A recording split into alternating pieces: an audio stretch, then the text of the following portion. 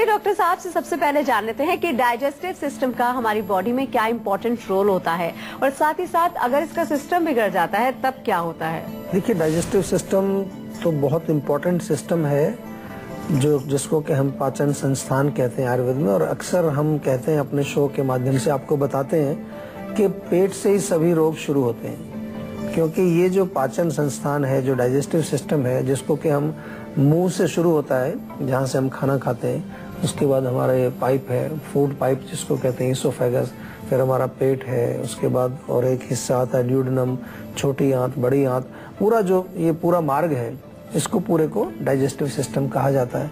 इसका इम्पोर्टेंस इसलिए है कि जितना हमारे शरीर में जो भी पोषण है, जो भी न्यूट्रिशन है, जो भी शक्ति है, एनर्जी है, वो इसके माध्यम से ही प्राप्त होती है।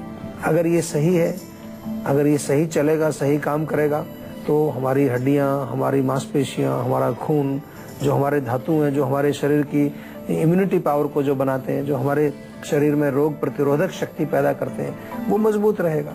और अगर हमारा डाइजेस्टिव सिस्टम कहीं खराब है तो फिर काम खराब हो जाएगा। जैसे गाड़ी होती है, कार है आपके पास, मोटरसाइकिल है, कोई भी गाड़ी है, उसमें जो इंजन होता है, इंजन में एक हिस्सा होता है कि जहाँ पर पेट्रोल और एयर मिल करके एनर्जी बनती है।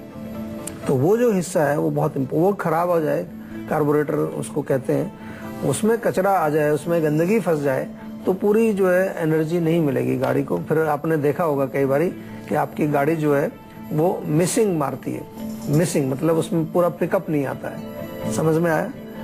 इसी प्रकार से अगर ये हमारा कार्बोरेटर खराब हो जाएगा तो ये पूरा शरीर हमारा मिसिंग करेगा, इसमें बहुत सारी प्रॉब्लम आएंगी, पिकअप नहीं होगा, एनर्जी नहीं होगी। सुबह चल रहे हैं, ऑफिस गए, सुस्ती आ रही है, जान है ही नहीं, गाड़ी में बैठे नींद आ गई, ट्रेन में जा रहे हैं, सो गए वहीं पर। तो ये सब जो है डाइजेस्टिव सिस्टम में जब कचरा आ जाता है, उसमें गंदगी आ जाती है, उसमें खराबी आ जाती है, इसके कारण होता है। बहुत ही इम्पोर्टेंट है, बहुत सरल भी है, कुछ समझने में मेरे ख्याल ज्यादा आपको दिमाग लगाना नहीं है। कोई भी जो है चीज जब हमारे पेट के अंदर जाती है तो उसका अगर प्रॉपर पाचन नहीं होगा तो उससे शक्ति नहीं मिलेगी, बल्कि उससे एक दूसरी चीज और होगी कि अगर अपच होगा, खाना पचेगा नहीं प्रॉपर, तो क्या बनेगा? आम बनेगा। आम एक विषैला पदार्थ है जो अनेक प्रकार के रोग पैदा करता है। मैं बार बार कहता हूं कि जहां पहुंच गया आम, हो गया काम तमाम। Aam is the root cause of all diseases, ये आप समझ लीजिए, और वो पेट से ही बनता है। तो इसलिए हमारे आयुर्वेद के अंदर और हमारे स्वास्थ्य को लेकर के हम जब बात करते हैं तो हमारे पाचन की, हमारे डाइजेस्टिव सिस्टम की बहुत इंपॉर्टेंस है। एक कॉलर हमारे साथ जुड़ गए हैं, राजीव है इलाहाबाद से। क्या जानना चाहते हैं राजीव आप? सर जी। नमस्कार जी। सर जी, मैं आपका रोज शो देखता हूँ टीवी पे, बहुत अच्छा लगता है, काफी चीजें जानने मिलती है मेरे को उसमें से। थैंक यू जी, थैंक यू। हाँ जी सर, एक परेशानी ये है कि मैं बहुत कोशिश करता हूँ, फिर भी सर एसिडिटी की समस्या मेरे को सॉल्व नहीं होती। मतलब कई बार ऐसा होता है कि मेरे कंट्रोल नहीं होता है, मैं कभी कभार चाय ज्यादा पी लेता हूँ, समोसा खा लेता हूँ। हाँ, तो लेकिन अब उसके लिए क्या ऐसा करना चाहिए, मतलब कि परहेज के अलावा और क्या करना चाहिए कि भाई उसमें एसिडिटी में आराम आ जाए? देखिए, सबसे पहले तो यही आप समझ लीजिए, एसिडिटी हो रही है, जलन हो रही है, तो चाय समोसा नहीं खाना है जब तक ठीक ना हो। ठीक हो जाए, कुछ दिन आपके एसिडिटी नहीं है, अंदर रिपेयर हो जाए, तो उसके बाद खा सकते हैं। यानी कि अगर घर में आग लगी है तो उसमें मिट्टी का तेल नहीं डालना है। मैं बार बार समझाता हूँ आपको। अगर ये नहीं करेंगे आप तो ठीक नहीं होंगे। अक्सर होता क्या है, लोग दवाइयाँ खाते रहते हैं, उपचार करते रहते हैं, लेकिन चाय नहीं छोड़ते। एसिडिटी वालों की बात कर रहा हूँ, जिन लोगों को जलन होती है, एसिडिटी बहुत सारे लोगों को होती है। समोसा भी नहीं छोड़ते और खटाइयाँ भी नहीं छोड़ते, एसिडिक फूड खाना नहीं छोड़ते। तो सबसे पहला उपचार, आपने परहेज की बात पूछी है, तो गर्म चीजें मत खाइए, बहुत इंपॉर्टेंट है। और विपरीत में क्या करना है आपको? एंटासिड, यानी कि जो एसिड को नष्ट करे, ऐसी चीजें चुन लीजिए। बहुत सारी चीजें हैं। हम अगर औषधियों की बात करें तो आयुर्वेद में बहुत सारी औषधि हैं। एक हम चूर्ण बताया करते हैं आपको बार बार, अभिपत्तिकर चूर्ण। अभिपत्तिकर चूर्ण 1 चम्मच भोजन से पहले आप ले लीजिए, मिल जाएगा आपको, हमारे यहाँ भी मिलता है, कहीं किसी हमारी क्लिनिक से जाके ले सकते हैं, या प्रॉपर चेकअप करा के डॉक्टर से दिखा करके दवाइयाँ लीजिए। क्यों ना आप जो है डॉक्टर से, आयुर्वेदिक चिकित्सक से परामर्श कर लें पूरा। हो सकता है कुछ और भी कारण हो उसमें, रोग और ज्यादा गहराई में पहुंच गया है। तो केवल आप इस पर ही निर्भर मत रहो कि बस मैं ये कोई मुझे डॉक्टर साहब कुछ बता दें तो मैं वो खा लूं और मेरा काम हो जाए। हमेशा समझना चाहिए कि मेरे को तकलीफ जो है किस लेवल की है, कितनी गहरी मेरे को जो है ये रोग पहुंच चुका है, उसी के अनुसार चिकित्सा करनी चाहिए। लेकिन फिलहाल आप अभिपत्तिकर चूर्ण का जो है जरूर ट्राई करिए, उससे आपको लाभ मिलेगा। लेकिन परहेज बहुत जरूरी है। जो एसिड बनाने वाली चीजें उनको तो टोटली बंद करना पड़ेगा, कम से कम 2-3 महीने, जब तक आपका रोग पूर्णतः ठीक नहीं हो जाता। तो अब डॉक्टर साहब से जान लेते हैं कि कोई व्यक्ति ये कैसे जाने कि उसके डाइजेस्टिव सिस्टम में गड़बड़ी आ रही है। यानी कि डॉक्टर साहब कोई लक्षण होते हैं इसके कि पता चले कि हाँ हमारे डाइजेस्टिव सिस्टम में प्रॉब्लम है? बिल्कुल लक्षण होते हैं और बड़े कॉमन और साधारण लक्षण है। बहुत सारे लोगों को लक्षण होते हैं लेकिन लोग बाग जो है बिल्कुल ध्यान नहीं देते। किसी भी व्यक्ति को पेट में अगर जलन हो रही है, जैसे कि अभी ये प्रश्न पूछा हमारे वक्ता ने कि अभी दर्शक ने हमारे जो अभी प्रश्न पूछा कि पेट में जलन हो रही है, तो एसिडिटी इसको आमतौर पर हम कहते हैं। तो एसिडिटी हो, जलन हो, गैस का शिकायत लोग करते हैं, जी बहुत गैस बनती है, अफारा होता है, डकारें आती हैं, खाना खाने के बाद खाना यहीं रखा रहता है पेट में, हिलता ही नहीं है, नीचे नहीं जाता है, पेट भारी हो जाता है, मोशन क्लियर नहीं होता है, पेट में हल्का हल्का दर्द बना रहता है। ये तमाम लक्षण जो हैं, ये संकेत हमें मिलता है इनसे कि आपका डाइजेस्टिव सिस्टम ठीक नहीं है। जो खाना पूर्ण रूप से पचना चाहिए वो नहीं पच रहा है, वो आपके आंतों में, आपके पेट के अंदर कहीं ना कहीं वो अनडाइजेस्टेड फॉर्म में, फर्मेंटेड फॉर्म में वहां पड़ा हुआ है और उससे फिर ये लक्षण आपके पैदा हो रहे हैं। तो ये लक्षण बहुत अहम है और बहुत शुरुआती लक्षण भी हैं। आम तौर पर बहुत सारे लोगों को, मैं कहूँगा कि शायद 70-80% लोगों को ये प्रॉब्लम्स होती है, क्योंकि हम लोग इस पर ध्यान नहीं देते। कुछ लोग तो सोचते हैं कि नॉर्मल है। नॉर्मल कोई बर्फ कभी आ जाए आपको, कभी कभार गैस रिलीज हो जाए, कभी पेट में थोड़ा गुड़गुड़ हो, कभी कभार, कभी महीने में, कभी 2-3 महीने में कुछ ऐसे लक्षण दिखते हैं, तो वो उसको हम एक बार नॉर्मल। लेकिन अगर एवरीडे आपको प्रॉब्लम हो रही है, रोज रोज प्रॉब्लम हो रही है, हर समय प्रॉब्लम हो रही है, तो फिर वो नॉर्मल नहीं है। फिर ऐसे मत उसको छोड़ दीजिए, फिर आपको आयुर्वेदिक उपचार आना पड़ेगा।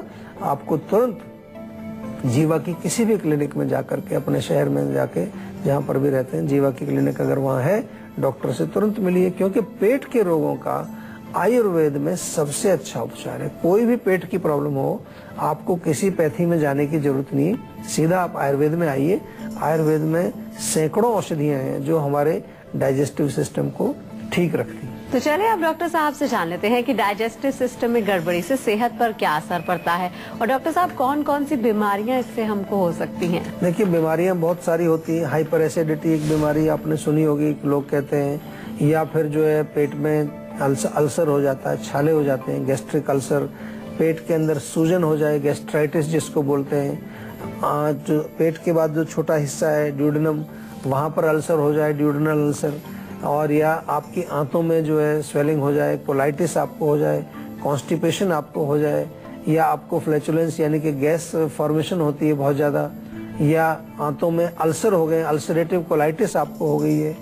अनेक प्रकार के रोग हैं जो हमारे डाइजेस्टिव सिस्टम, इवन अगर हम यहाँ भी देखें, जो हमारी फूड पाइप है, भोजन नली जो है, इसमें भी कई बार स्वेलिंग हो जाती है। कई लोग कहते हैं जी खाना खाया नहीं जाता, यहीं अटक जाता है, पानी पी करके उसको नीचे निकाला जाता है। इसका मतलब कहीं ना कहीं आपके भोजन की नली है, जो इसोफेगस है, जो फूड पाइप है, उसमें कुछ रुकावट पैदा हो रही है, वहाँ कोई स्वेलिंग पैदा हो रही है। तो अनेक प्रकार के रोग हैं। आगे चल के अगर भयंकर रोग भी होते हैं, आपको आंतों का कोलन कैंसर हो सकता है, रेक्टम का कैंसर हो सकता है, आपको सीवियर कॉन्स्टिपेशन की वजह से पाइल्स हो सकते हैं, बवासीर जिसको कहते हैं, हेमोरॉइड्स हो सकते हैं, ब्लीडिंग हो सकती है, खून निकल सकता है। तो डाइजेस्टिव ट्रैक्ट में बहुत सारे रोग होते हैं जो कि हमें उनको ध्यान रखना चाहिए। और क्योंकि डाइजेस्टिव ट्रैक्ट अगर हमारा सुरक्षित नहीं है और स्वस्थ नहीं है, तो और जो दूसरे ऑर्गन्स हैं, दूसरे जो सिस्टम्स हैं, उनके ऊपर भी उसका दुष्प्रभाव पड़ता है। एक कॉलर हमारे साथ जुड़ गए हैं, मनोज है गुवाहाटी से। क्या जानना चाहते हैं आप? नमस्कार सर। नमस्कार जी। सर, मेरी उम्र 35 साल है। मुझे 5 साल से बीपी की शिकायत है। बीपी हमेशा हाई रहता है जी। दवाइयाँ खा रहे हैं लेकिन कम नहीं हो रहा है। आयुर्वेद में कोई ऐसा इलाज हो सर, बताया जाए सर? नहीं तो दवाई लेते हैं बीपी की आप? जी हाँ सर, लेते हैं लेकिन कम नहीं हो रहा है, उससे बीपी बढ़ा ही रहा है। देखिए, सबसे पहले तो अगर दवाई ले रहे हैं तो उससे कंट्रोल होना चाहिए, और अगर कंट्रोल नहीं हो रहा है तो उसमें दो चीजें आपको समझ में आनी चाहिए। या तो आपकी दवाई है वो उस पर काम नहीं कर रही है, दवाई शायद आपको चेंज करनी पड़ेगी, और पैरों में तलवों में थोड़ी मालिश करिए, और मुलेठी का चूर्ण जो है आधा आधा चम्मच आप सुबह शाम नियमित रूप से सेवन करिए। लेकिन रोग के मूल क्यों ब्लड प्रेशर आपको रहता है, थोड़ा व्यायाम करिए, सैर करिए, ब्रीदिंग करिए, जिसको कि हम कहते हैं आपको बार बार योगासन, प्राणायाम, ध्यान, इससे भी ब्लड प्रेशर हमारा ठीक होता है। बहुत सारी रिसर्च हुई है कि ध्यान से, मेडिटेशन से, ब्रीदिंग से, इनसे हमारा ब्लड प्रेशर नॉर्मल आता है। हमारे हृदय की गति भी जो है वो नियमित होती है। बहुत अच्छा, इससे हमारे शरीर पर काफी अच्छा प्रभाव इनका पड़ता है। और अब बारी है आज की संजीवनी की, जिसमें डॉक्टर साहब से जानेंगे डाइजेस्टिव सिस्टम को दुरुस्त रखने के आसान आयुर्वेदिक उपायों के बारे में। तो डॉक्टर साहब, डाइजेशन को लेकर क्या है आज की संजीवनी? सबसे पहली चीज है कि भोजन खाने का तरीका आपको आना चाहिए। हमेशा जो लोग गलत सलत खाते हैं, टाइम से नहीं खाते हैं, गैर टाइम खाते हैं, उल्टा सीधा खाते हैं, अपना जो है प्रकृति के अनुसार नहीं खाते, ईटिंग रूल्स हमारे यहाँ इनको कहते हैं, ईटिंग रूल्स को हमें फॉलो करना चाहिए। बहुत सारी चीजें हैं उसके अंदर, पूरा आपको एक विश्लेषण उसका मिलेगा। आप जो है हमारी वेबसाइट पर जाकर काफी सारी चीजें पढ़ सकते हैं इसके बारे में। दूसरी चीज इसमें कि भोजन हमारा जो खाया वो पूर्ण रूप से पचे, उसके लिए कुछ न कुछ हमें कोशिश रखनी चाहिए। ऐसी चीजें लेनी चाहिए जो पाचक है। हमारे यहाँ पर एक प्रचलन होता है, आपने देखा होगा, अब तो वो केवल रेस्टोरेंट तक ही सीमित रह गया। कभी रेस्टोरेंट में आप जाते हैं तो खाने के बाद सौंफ मिलती है, पर सौंफ खाते हैं, लेकिन वो घर में भी खाई जा सकती है। ऐसा तो नहीं कि घर में सौंफ खाने पर कोई प्रतिबंध लगा हुआ है, कोई बैन लगाया हुआ है। क्यों खाते? क्योंकि पाचक होती है। बल्कि आप सौंफ, पुदीना, थोड़ी सी सौंठ और जीरा, ये चार चीजें बराबर बराबर में मिला करके चूर्ण बना लीजिए, और भोजन के पश्चात थोड़ा सा हल्के से गुनगुने पानी से, ताजे पानी से घोल करके उसको पी जाइए, तो पाचन अच्छा होगा आपका। खाना खाने से पहले थोड़ा सा ताजा अदरक का टुकड़ा आप खाइए, तो अपनी अग्नि को तेज करेगा, वो अग्नि प्रदीप्त होगी उससे। इसके अलावा जो है, आप सबसे बढ़िया एक अच्छी चीज है हमारे घरों में, आमतौर पर हम बनाते भी हैं, उसको हम छाछ बोलते हैं, तक्र बोलते हैं, मट्ठा बोलते हैं जिसको, उसका सेवन अगर आप करें दोपहर के समय, सुबह के समय, उससे भी पाचन होता है। बढ़िया सी पतली सी छाछ बनाएं, भुना हुआ जीरा, थोड़ी सी ताजा अदरक उसमें डाल दें, धनिया पुदीना अगर ताजा मिलता है उसको पीस करके उसमें मिलाएं, बहुत अच्छी है। छाछ से जो है पाचन भी होता है, छाछ से हमारे शरीर में और भी कई फायदे होते हैं। तो काफी सारी चीजें हैं जिसको हम ले करके, इन चीजों का सेवन करके अपने डाइजेस्टिव सिस्टम को बिल्कुल स्वस्थ रख सकते हैं। और डाइजेस्टिव सिस्टम यदि हमारा स्वस्थ रहेगा तो रोग हमारे पास नहीं आएंगे कभी। तो चलिए आप डॉक्टर चौहान से जान लेते हैं कि डाइजेशन को परफेक्ट बनाने के लिए क्या कोई परहेज डॉक्टर साहब हमें करना चाहिए, कोई सावधानियां? देखिए, परहेज बिल्कुल करना चाहिए। एक तो सबसे भयंकर चीज है चाय, लोग पीते रहते हैं दिन भर। ये चाय जो है हमारे पाचन को खराब करती है। खास तौर से अगर आपको भूख तेज लगी है और उस समय कई बार लोग क्या करते हैं, भूख लगी है चाय पी लेंगे, तो वो आपके अग्नि को और खराब करेगी। दूसरी चीज, जो आजकल हम जंक फूड खाते हैं, ऐसा भोजन जिसमें कोई पोषण नहीं है, कोई उसमें कोई ताकत नहीं है, कोई शक्ति नहीं है, उसको ज्यादा खाते हैं आजकल। पता नहीं क्या क्या चल रहे हैं, चिप्स चल रहे हैं, और ये जितना भी फास्ट फूड चल रहा है, इसका बड़ा प्रचलन बढ़ गया है। तो ये हमारे पेट को खराब करते हैं। क्यों? क्योंकि इसमें कोई पोषण है नहीं, कोई ताकत है नहीं इसके अंदर। तो हम खाते किस लिए? ताकि शरीर को शक्ति मिले, और शक्ति नहीं मिलेगी तो फिर उसका फायदा क्या है खाने का? आप कहें जी मेरी गाड़ी को जो है मिट्टी का तेल अच्छा लगता है, मैं मिट्टी का तेल डाल दूं इसमें रोज, उसका क्या मीनिंग? उसको पेट्रोल चाहिए, उसको शक्ति चाहिए, शक्ति उसको पेट्रोल से मिलेगी। तो इसी प्रकार से हम जंक या गंदी चीजें अंदर पेट में नहीं डालते। अब बारी आती है संजीवनी टिप्स की, जिसमें डॉक्टर साहब आपको बताने वाले हैं कान के दर्द से छुटकारा पाने के कौन कौन से हैं टिप्स। डॉक्टर साहब, क्या है आज की संजीवनी टिप्स? देखिए, कान में दर्द जो है कई कारणों से होता है। हम अगर दोषों की बात करें तो कोई सूजन हो सकती है, अंदर खुश्की हो सकती है, या फिर जो है कोई अंदर फोड़ा फुंसी कुछ निकल सकता है। कई कारण उसके हो सकते हैं आपको। तो सिंपल कई चीजें हैं जो, अगर साधारण कान का दर्द है तो उसके लिए आप तुलसी के पत्ते अगर हैं उसका थोड़ा जूस निकालिए और कान में उसका थोड़ा रस 2-3 बूंद डालिए, उससे बहुत आराम मिलता है।